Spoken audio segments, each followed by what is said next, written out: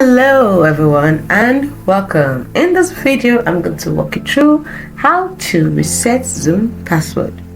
So the first thing you do is you head over to zoom.us if you're using the browser.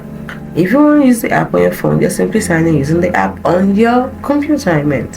So the next thing you do on your device, next thing you do is from your home page here, you look at the left side. Yes, head over to the left side. So this is where we're going to click on profile. Now profile open up this option, so you scroll down a little bit and under sign in you can see sign in email and sign in password. Now we want to change or reset our password, so you simply click on edit at the right side, put in the old one, put in the new one and tap on save changes. It is as simple as that.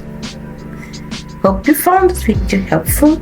If you did, like and subscribe to this channel for more helpful tips and tricks like this one which we put up every day. Thank you so much for watching everyone. See you in the next video. Bye for now.